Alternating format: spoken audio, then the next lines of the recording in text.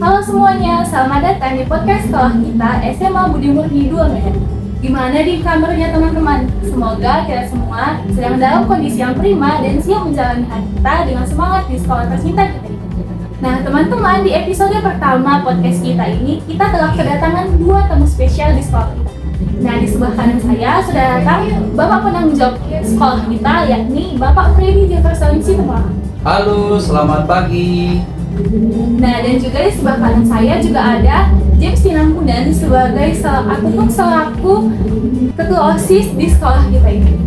Halo Kak Rifka, halo Bapak, halo orang tua, teman-teman, dan adik-adik kelas kami yang sedang mendengarkan. And welcome to the family. Nah, oke teman-teman, langsung aja nih ke pertanyaan pertama. Kita bergeser ke Bapak Freddy Jefferson. Siap. Oke Pak, untuk siswa baru yang baru bergabung di sekolah kita, sebenarnya apa sih visi utama ataupun keunggulan dari sekolah kita ini yang wajib diketahui oleh seluruh siswa yang ada? Baik. Jadi untuk anak didik kami, untuk orang tua kami tercinta, untuk seluruhnya pemirsa podcast SMA Budi Murni 2, bahwasanya sekolah kita SMA Budi Murni 2 ini bukan hanya untuk tempat meniti ilmu kognitif, tetapi kita lebih ke arah karakter. Bagaimana supaya siswa itu lulusannya berkarakter, bisa dia pintar tapi tidak berkarakter, itu kurang pas. Maunya lulusan SMA Budi Murni 2 itu pintar dalam kognitif, berkarakter baik, di semuanya masyarakat bisa diterima. Itulah yang harus kita kembangkan di sekolah kita ini. Itu kakak. Oke, luar biasa banget ya. Nah, oke Pak, kalau kita ingin tahu lebih jelasnya lagi, apa aja sih fasilitas-fasilitas yang ada di sekolah kita? Baik, untuk kognitifnya kita lengkapi fasilitas. Di setiap kelas itu ada infocus lengkap. Maksudnya pembelajaran kita itu selalu lengkap dengan fasilitas yang sangat memadai. Untuk karakter, untuk ekstrakurikuler, untuk bakat kita siapkan. Ada lapangan voli, ada lapangan basket, ada lapangan futsal. Dari segi musik ada band, kita punya lab komputer, lab bahasa, ada lab IPA. Di lab IPA ini kan ada kimia, ada fisika, ada biologi, dan kita sudah siapkan ruang doa supaya anak-anak itu harus mendekatkan diri dengan Tuhan. Jadi kita siapkan satu ruangan untuk berdoa anak-anak supaya karakter itu semakin baik dan siswa semuanya bisa berdoa secara khusyuk di tempat tersebut. Itulah fasilitas yang sudah kita siapkan. Wah teman-teman, ternyata keren banget ya sekolah kita, karena sekolah kita sudah dipenuhi oleh fasilitas-fasilitas terbaik untuk mendukung kita dalam pembelajaran. Nah sekarang Pak, bagaimana sih pesan dari Bapak Ibu Guru kepada para siswi yang ada di sekolah kita? Bapak Ibu Guru kalau mengajar itu selalu dengan penuh sukacita, penuh senyum. Di sekolah kita tidak akan ada guru yang memaksa supaya harus pintar. Contoh nih, siswa itu tidak dipaksa belajar harus pintar matematika, karena matematika itu belum tentu bisa membawa dia bahagia. Tapi bagaimana dia bisa mengikuti seluruh mata pelajaran adalah satu mata pelajaran yang harus dia sukai. Ikuti aja dengan senyum, jangan terpaksa. Kalau semuanya kita mengikutinya dengan senyum, maka Bapak Ibu Guru juga akan welcome.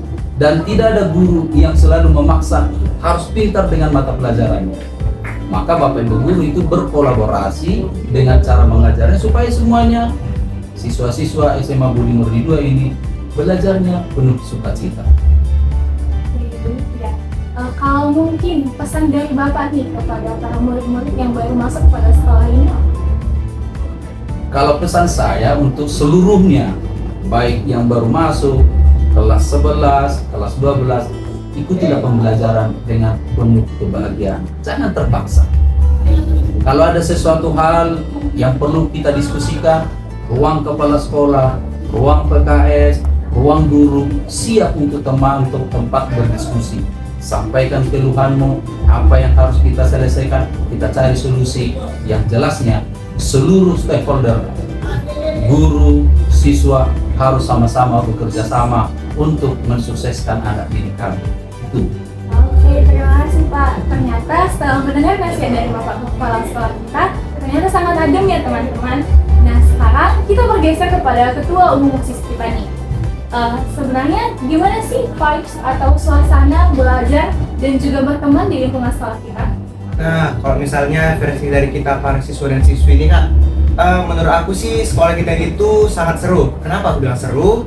Karena teman-teman di sekolah kita ini tuh semuanya pada sportif, kakak dan abang kelasnya juga gak pada galak-galak. Pokoknya di sekolah kita ini tuh gak ada yang namanya istilah galak.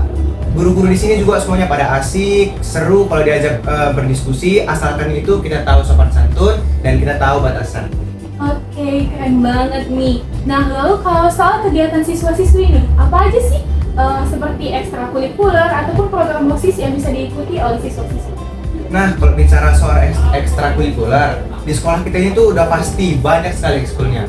Nah, kalau kita mulai dari olahraga, contohnya itu ada seperti futsal, ada basket. Kalau misalnya soal seni, kita tuh ada musik, kita juga ada tari, dan juga sampai ke keilmuan dan juga keagamaan.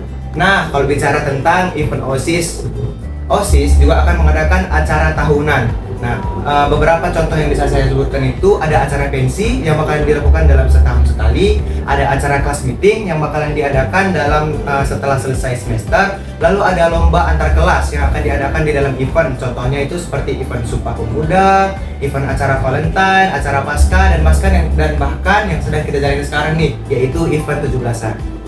Nah teman-teman, setelah mendengar penjelasan dari Bang James nih, tentu membuat kita nggak sabar dong untuk ikut dalam seluruh kegiatan sekolah kita. Nah, sebelum kita akhiri podcast kita ini, saya ingin minta closing nih, ataupun tips singkat dari narasumber kita, baik dari Bapak Freddy Jefferson Situmorang ataupun dari Ketua Umum kita, James Yanampunan. Bagaimana sih, atau apa sih tips singkat yang bisa kalian berikan kepada siswa-siswi yang ada di kelas? Oke, pertama itu kita mulai dari James dulu ya. Kalau dari aku, tips singkat dari aku untuk kalian itu sih jangan takut atau ragu untuk mencoba hal baru. Kenapa aku bilang seperti itu? Karena kalau kalian misalnya berani mencoba, contohnya itu dalam hal dekatnya jikalau ada nanti pembukaan pendaftaran ekstrakurikuler. Nah, kalian itu harus mengikuti ekstrakurikuler yang kalian suka ataupun ekstrakurikuler yang mampu kalian ikuti. Melalui dari kegiatan ini, kalian itu bakal menemukan teman, kalian bakal mendapatkan pengalaman yang paling berharga dalam mengikuti ekstrakurikuler maupun selama kalian berada di SMA Katolik Budi Muri II. Sip, bagus banget nih. Nah, kalau dari Bapak kepala sekolah kita, bagaimana Bapak? Baik, tips untuk anak didik kami dan ini perlu untuk orang tua, bahwasanya seluruh siswa ikuti aja pembelajaran dengan penuh cinta, senang, tak perlu takut. PR itu belum siap, jangan takut gara-gara PR nggak siap jadi nggak sekolah. Datang saja sampaikan sama gurunya, Bu, Pak, PR itu belum siap loh karena begini. Bapak Ibu guru tidak akan mungkin langsung marah. Sampaikan alasannya apa supaya Bapak Ibu guru bisa mengerti. Satu kata kunci, ikuti seluruhnya penuh dengan kebahagiaan tanpa ada rasa takut. Nah, keren-keren banget ya tips singkat dari narasumber kita ini.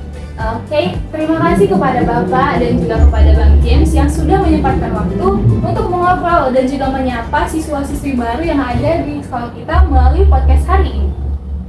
Terima kasih. Bye-bye. Thank you ya.